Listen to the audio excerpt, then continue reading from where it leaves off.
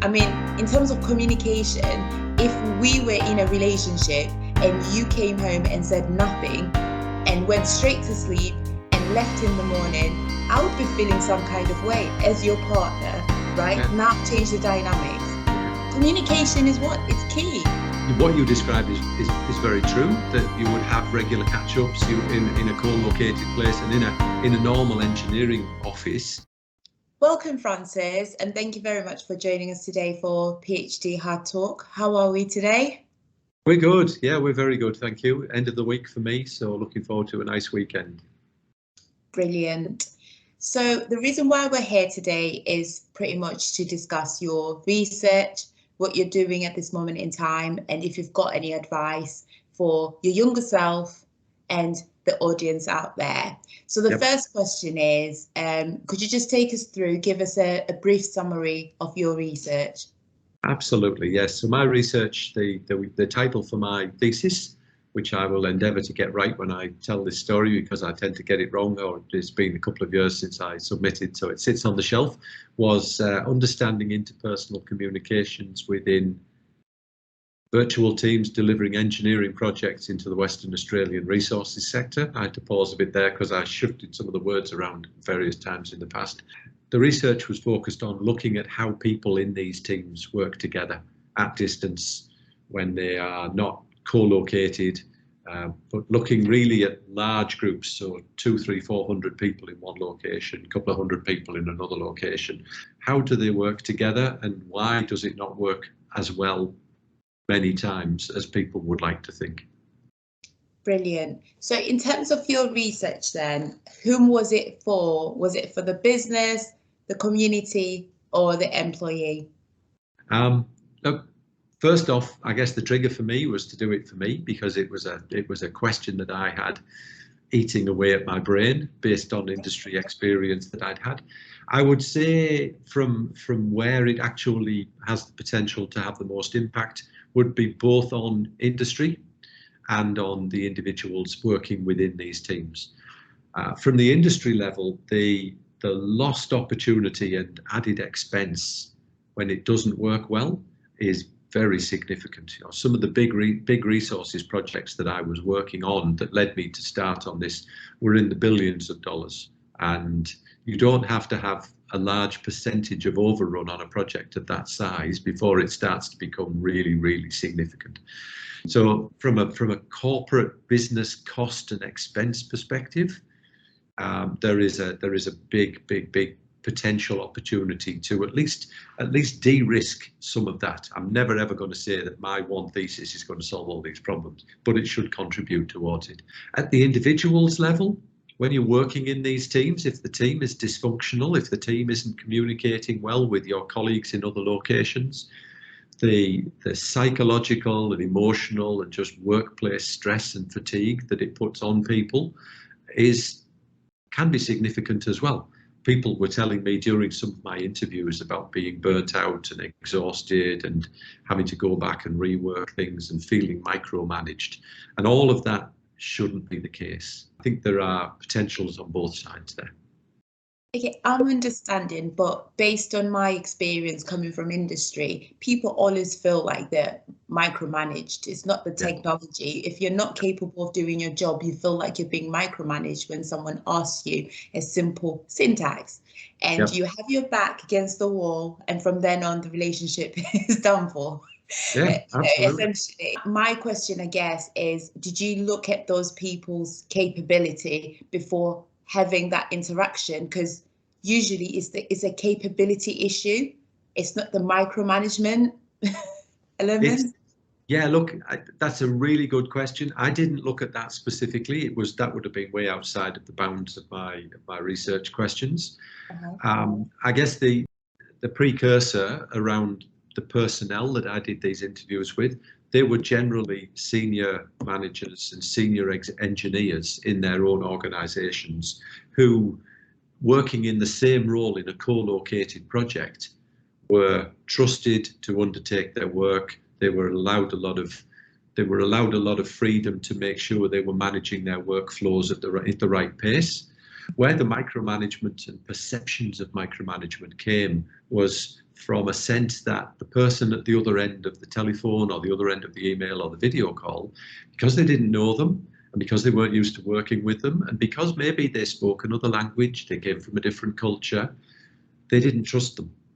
And it was very much the, I can't see what you're doing, I can't see that you're working on my project.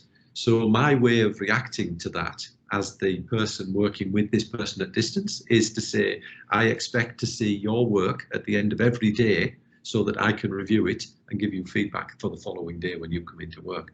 And that really is a demonstration of trust through micromanagement. And that was sort of one of the big things that came through from some of these. Well, I'm going to say this. I've had direct line reports. I mean, I wouldn't say that I micromanage anybody. However, I expect to know what it is that they're working on.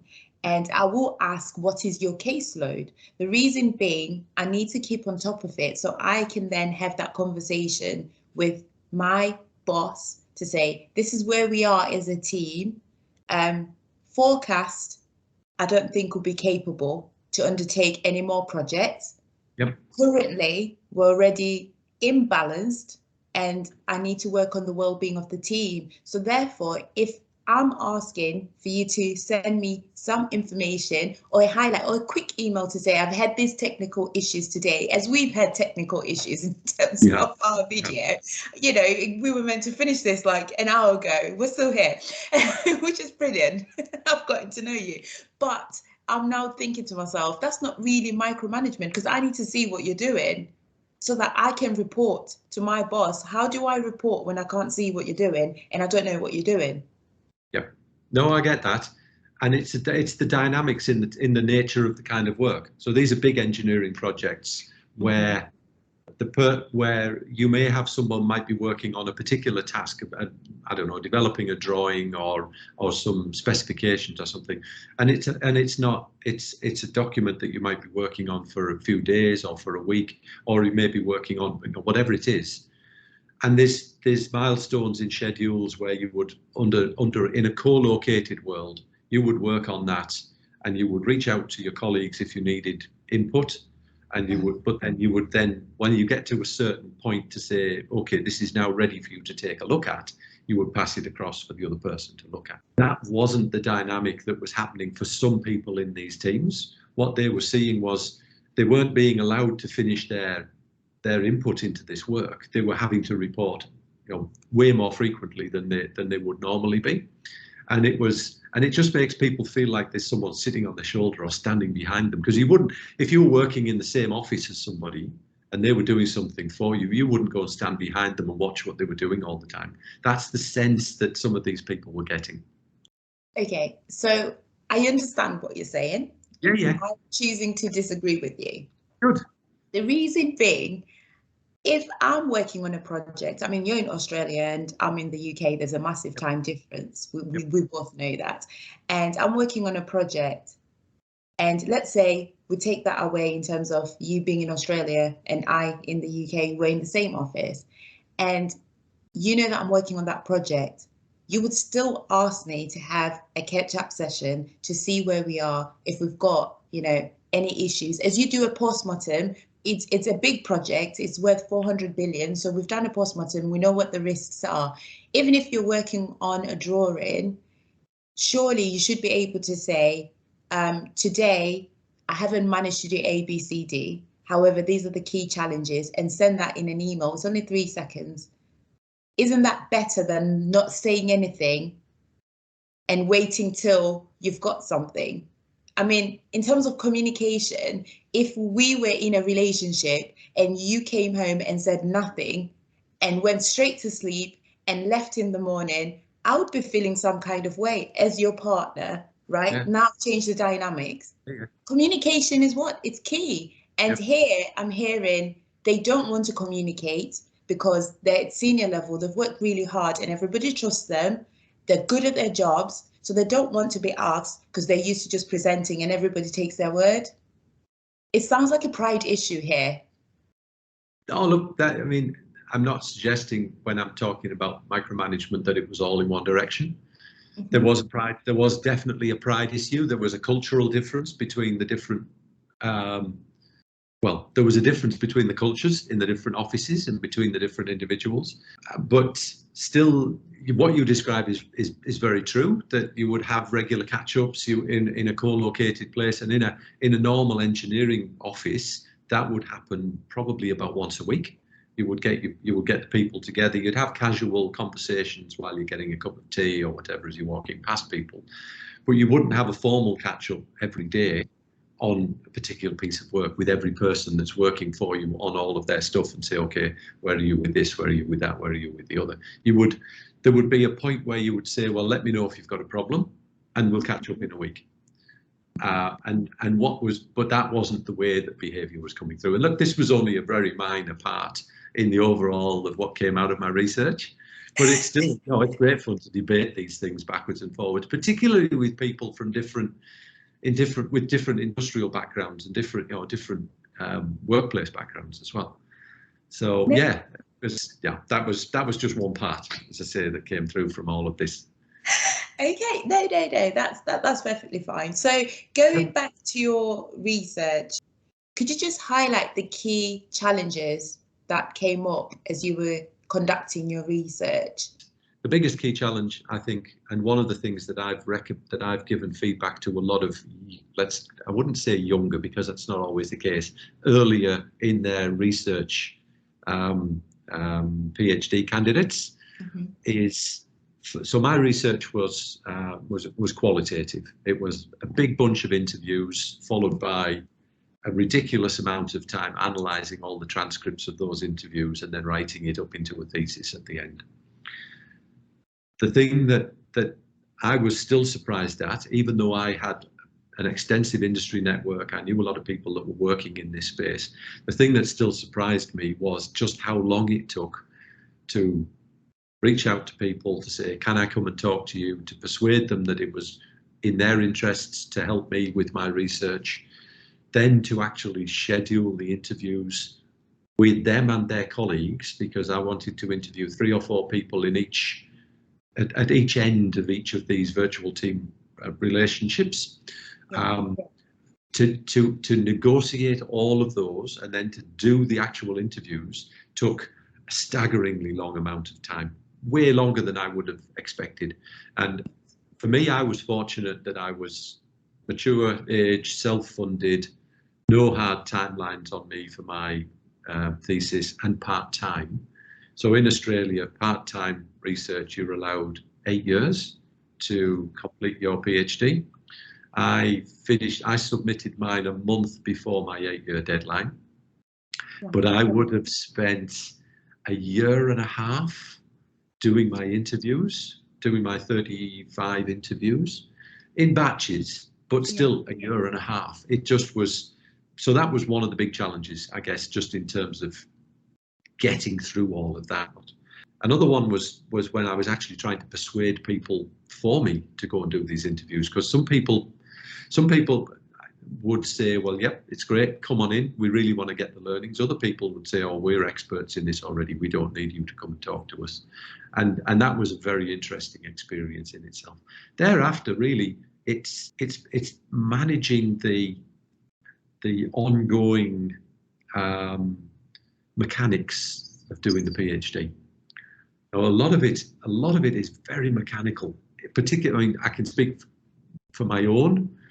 Very, very mechanical. Do the interview, get it transcribed, code it all, do more coding, put it into a big pile of other interviews with other codes, see how it all flushes out, and then do all of the analysis. Just dealing through with all of that in that very mechanical sense was an interesting journey. Yeah, let's put it that way. Love it, love it, love it. No, I mean, it sounds really interesting. You've highlighted that you were self-funded. I guess for people out there who are self-funding, what would your advice be for them? Because, some people, they are working and studying, and maybe they're getting to that point where it's a breaking point for them. They're tired from working, financial challenges as well with life. As life, is so unpredictable. It's like an oxymoron sometimes. So what's your advice to them? Look, my advice, and interestingly, I was chatting to a colleague just before I came in for this discussion, and I said, some advice I got right at the start when I was thinking about doing mine, beyond the "what are you thinking" question that I got from a lot of people, was understand why you're doing it. Understand what your motivation is for undertaking what is a very significant time commitment, lifestyle commitment, and everything else. The guy that asked me this was the head of school of one of the other parts of the university. I was chatting to him, and he said really there's 3 reasons you would undertake a PhD, and they're not mutually exclusive. They sort of fit along a continuum. One is to have a career as an academic. One is because you've reached a ceiling in your business, in your industry, so to have a PhD allows you to get that career progression that you would need. And the third one was personal interest. And when I looked at that, and for me, it was a minimum 95% was personal interest. The other 2 were incidental. There are not many people working in engineering with doctorates in management, let's put it that way. So it made no difference to me from a career perspective, and I had no aspirations to pursue a career in the academic space. First off, I was too old to start down that whole track. You know, I was almost 50 when I started, so I would have been a very, very, very late early career researcher if I had gone through that way. Because I knew why I was doing it, it let me manage some of the other things that were in there. But I was working 50, 60 hours a week at times in a full-time busy job, senior management, a lot of responsibility, and doing my research. So my work was Monday to Friday, and my PhD was Saturdays and Sundays, except where I had interviews to do or where I had meetings with my supervisors. But through all of that, I would have had periods where I made no progress whatsoever for months. And I was incredibly fortunate that I had 2 very, very good supervisors who understood my personal circumstances, who understood that I wasn't just slacking off while I was doing all of this, that I was genuinely doing work that I needed to do so I could then have time to do my research. And it took me a little while just mentally to feel comfortable with that. But from just sort of dealing with that, I don't know, call it a roller coaster if you like, of workload, busy times, quiet times. When work was quiet, I made very quick progress with my research. When work was busy, my research stopped for periods of time. I think for me, and I can only ever speak for myself when I say this, but because I knew why I was doing it, and because I had that level of support from my supervisors, I was able to manage that and manage that balance. And again, being self-funded, I wasn't having to go back to the granting agency or whoever who were paying my stipend so that I had a house to live in and food on the table. I didn't have that pressure. Those pressures, I can't imagine what they would be like for a full-time student who's dependent on those. And I think for some, there comes a point where you've just got to say, I can't, this is not working for me, and walk away from it. Your future health is not worth the sacrifice of making yourself mentally or physically ill for an extended period of time. There are other things that you can do for yourself which are better and more healthy. And I think you've got to really have sometimes those very difficult conversations with yourself. And it's not that you've failed, it's just that you've decided to stop and go and do something else. Those are very strong words. I mean, I felt them here. Because a lot of students from interaction, they've echoed, you know, in terms of the challenges that they face, especially when it comes to some of the key things that you've highlighted there. And I feel like that was really brilliant, the way you've articulated that. So hopefully it will help somebody out there, whether self-funding or, you know, getting a grant in that sense. To go back to what you're doing now, you've mentioned in terms of, you know, project management. So just asking for a friend, what is the biggest project that you've worked on in terms of monetary value? Are we talking billions, trillions? Where are we? Or billions. The biggest project I've been involved with, was the project that led me to start this research. When it was awarded, it was $2 billion and a 3-year schedule. When it was finished, it was $3 billion and it was 9 months late.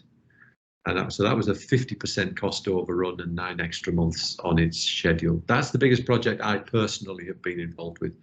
The industry I work with here in Australia is the oil and gas industry, largely speaking. And there they've had projects up to $40 billion. So, you know, we're working in a world of big numbers. These days, I mean, for me personally, I moved out of that industry from a hands-on engineering perspective about 10 years ago.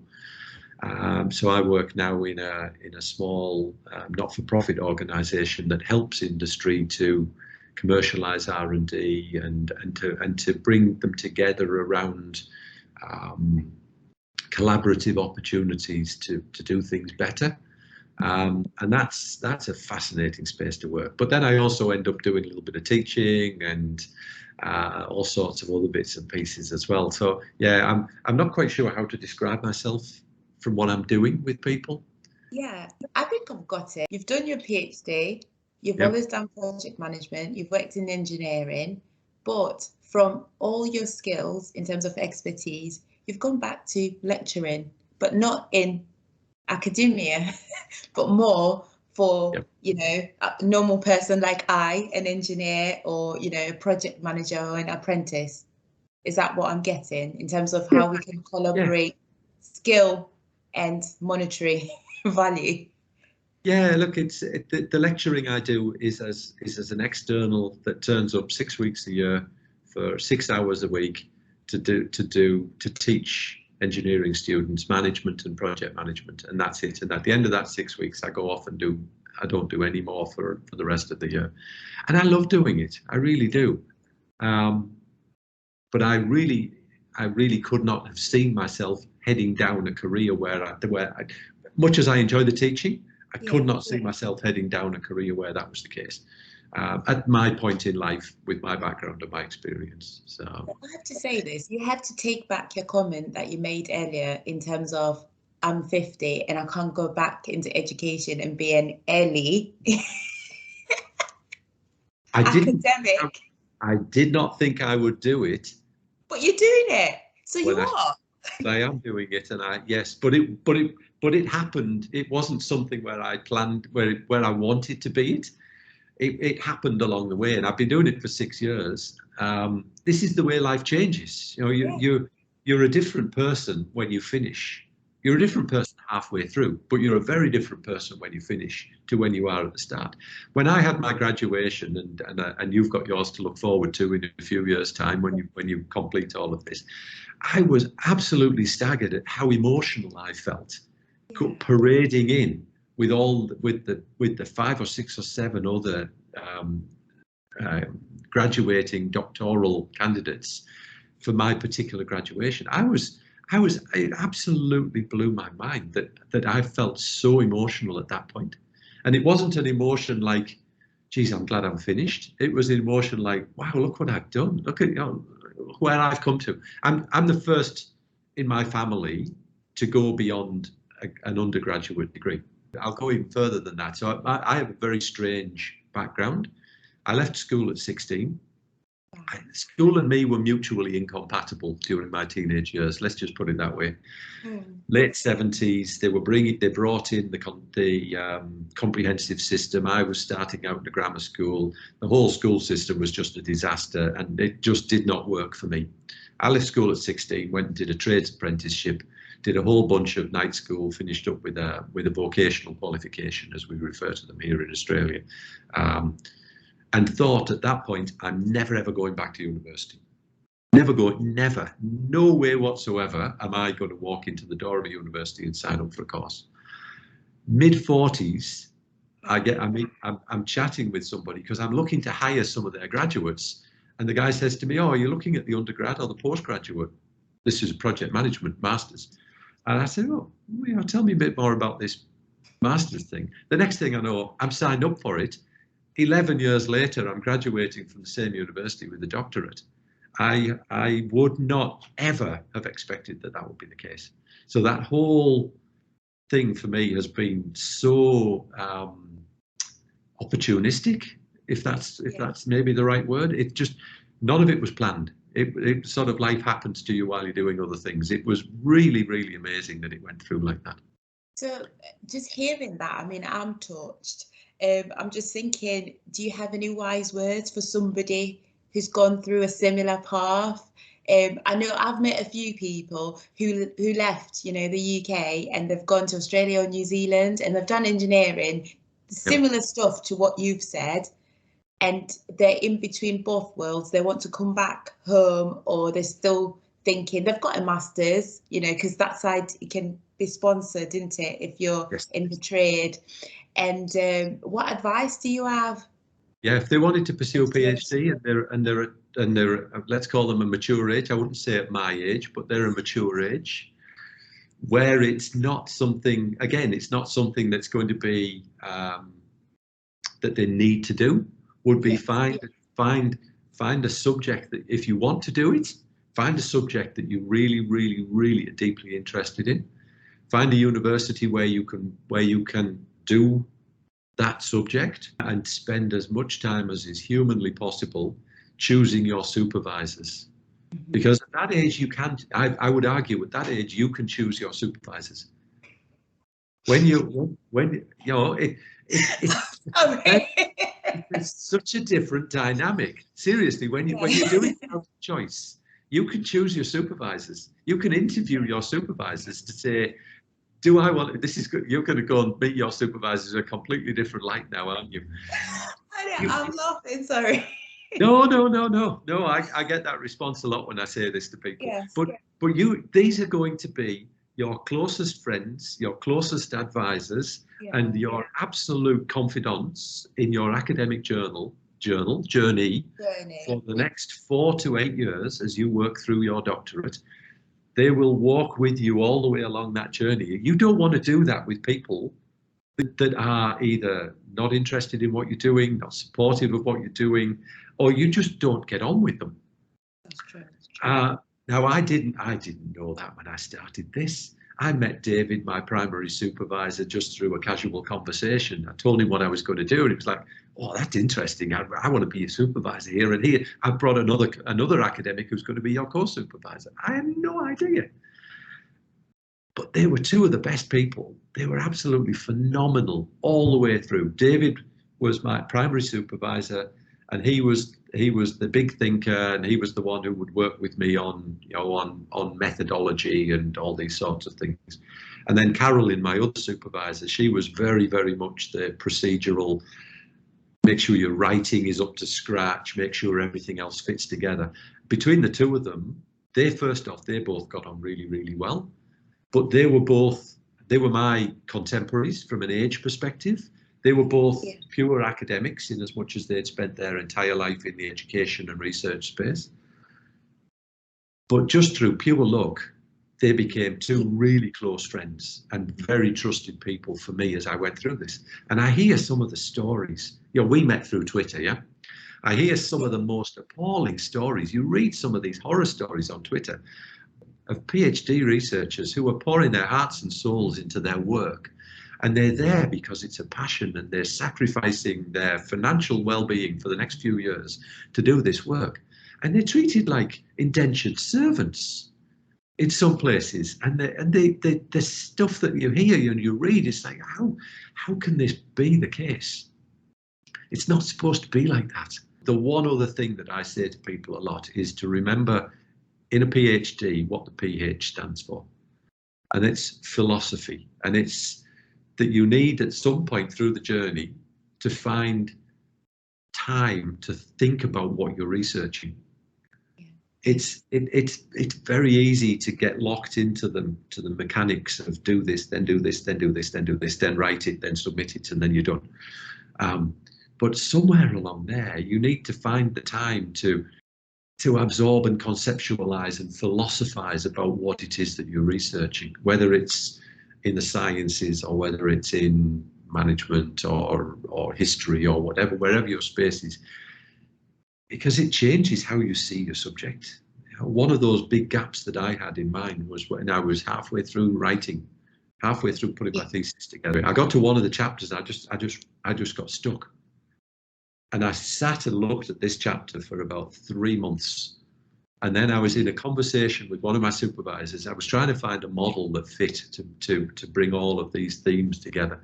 And she said, oh, you know, go off and have a look in this other space completely, you know, childhood psychology or childhood development or something. I found a model, and suddenly it unlocked all the rest of this.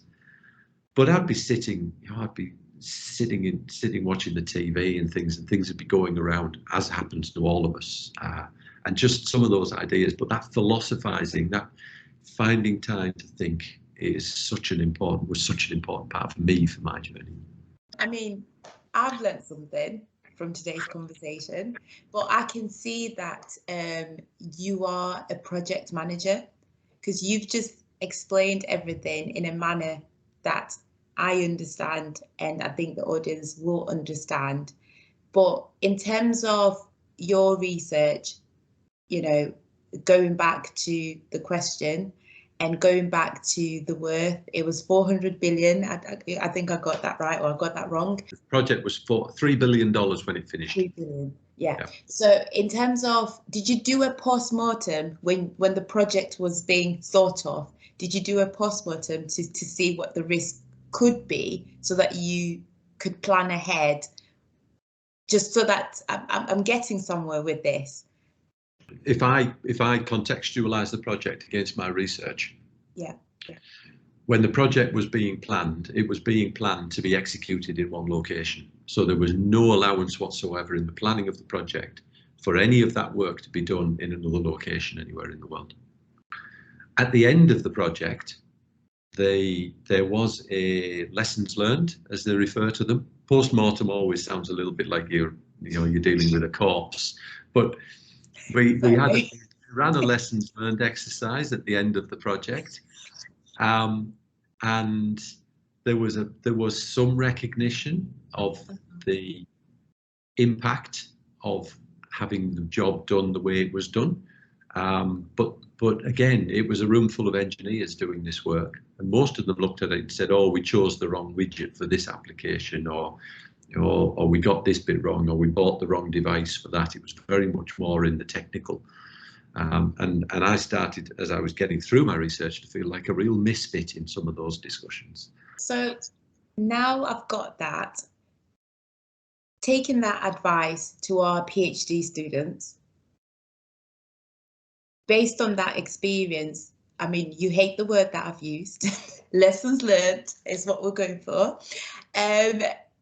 What advice would you give to students coming from your project management skills side that you brought onto your PhD?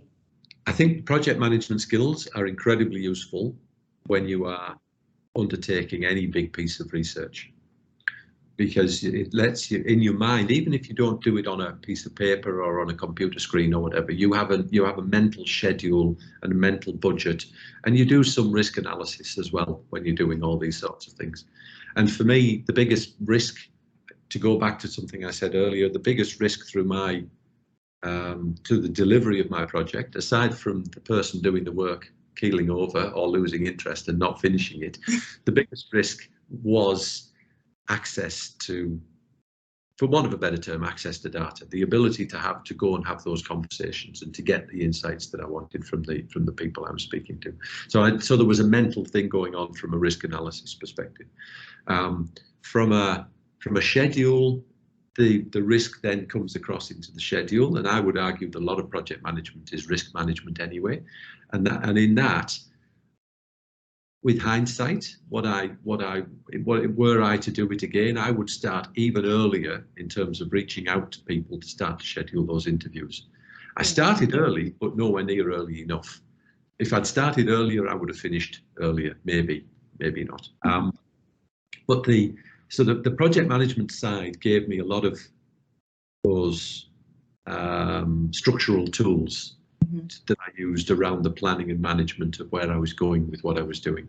What it didn't give me, though, was the human skills, if you like, the communications and the ability to have really useful and effective interviews with people to collect the data.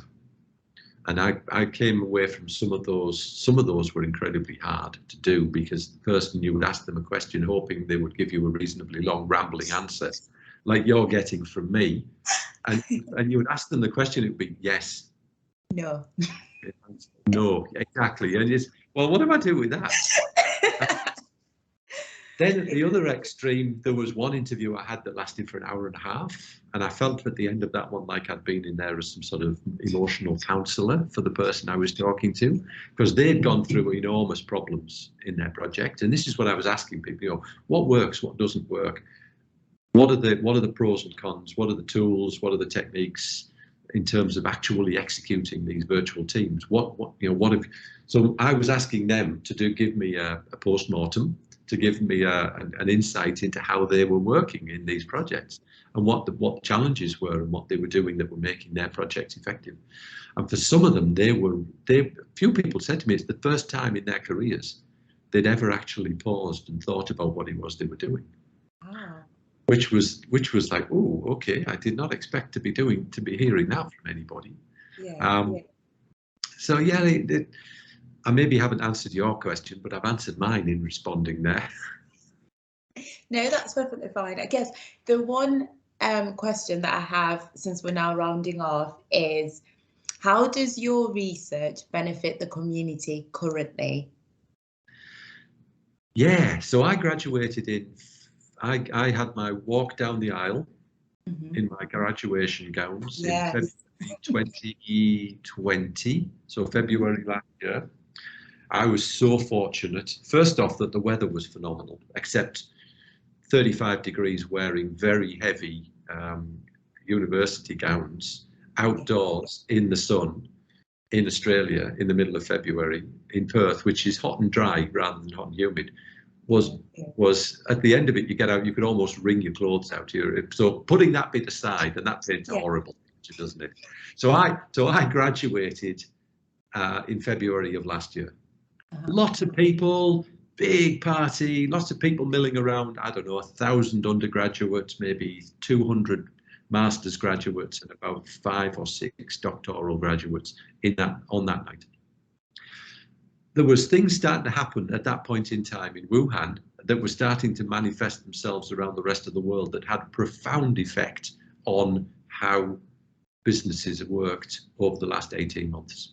So I went from doing a piece of research looking at virtual teams in big projects where you've got large groups of people here and there, to graduating into a world which was changing, where people were suddenly starting to work from home and working from remote locations all over the place. And it became sort of extreme virtual teaming. And at that point, I started to get a whole bunch of phone calls from people saying, oh, can you do us a webinar to talk about your research? Because what you've got from your research is going to be of interest to our industry or our people or our staff. Because a lot of what I was doing, even though it was looking at big groups, was still the same questions. How do you manage to maintain a relationship without it feeling like being micromanaged? And I'm going right back around to where we started there with this one. How do you build and maintain trust in your work teams? How do you manage that flexibility? How do you work with ambiguity in an environment where ambiguity is not a normal part of your workspace? Engineering is not an ambiguous profession. Project management is not an ambiguous profession. But when you've got staff who are at home, where they've got their partner working from home, where they've got a couple of kids running around, where they've got to find time to go to get the groceries, look after their extended family, you're not working a 9-to-5 job. So suddenly there was all this extra interest in my research, which was phenomenal. I mean, I don't know how it stacks up, but my thesis has been downloaded nearly 500 times in 18 months, which I'm absolutely blown away with. The fact that 500 people are interested enough to download a 110,000 word deep dive document into something like that blows my mind. Yeah. But yeah, look, I think there are things in there that I talk about in there, that yeah, I'm not a psychologist. I cannot make any professional claims in that space whatsoever. But I think there are things in there that can be used by businesses and by industry and by individuals and by communities to say, we can learn from some of these experiences from other people's postmortems on other people's dead bodies. We can learn from that to help us be better and be more supportive and more inclusive and provide better equity for the people that are working for us now that they're in lockdown, stuck at home, stuck in a high-rise building or wherever. And I think that in that space, I think I'd like to think has been useful for a few people. Yeah, I mean, that is amazing. And I wish I was you. Can I be Francis for a day? Careful. I mean, that is phenomenal. I love how your research has helped businesses at large and hopefully employees, if you're working, download, please, you know, and work on yourself. Don't blame micromanagement. But that's just me. But no, it's really amazing, and thank you so much for taking your time to go through, you know, your milestones and why you got into your PhD. I mean, it's an amazing journey, and I believe you've still got a lot more to offer to the world. So businesses out there, contact Francis. He charges in US dollars. Yep. Real money. Yep. Yes. Invoices every 30 days. Yep. But no, brilliant. It's been an amazing conversation. So thank you very much for your time. Unless if you've got anything to add, but I think we've come to the end. No, look, I think I'm good. I think I'm good. Look, people have. One thing I will say, you know, people have said to me, "Would you do it again?" Yeah. The answer would be absolutely. I would do it again if I was starting from where I was, knowing where I've got to now. Would I do it again to do a second PhD? Absolutely no way whatsoever. The journey was amazing. I've changed. It's given me a whole bunch of extra perspectives on things. But yeah, I wouldn't repeat it in this lifetime, but I would certainly do it again where I was from where I was. And look, thank you so much for this chat. I really enjoy these sorts of conversations. Talking about my research and the work. So yeah, no, thank you. Brilliant.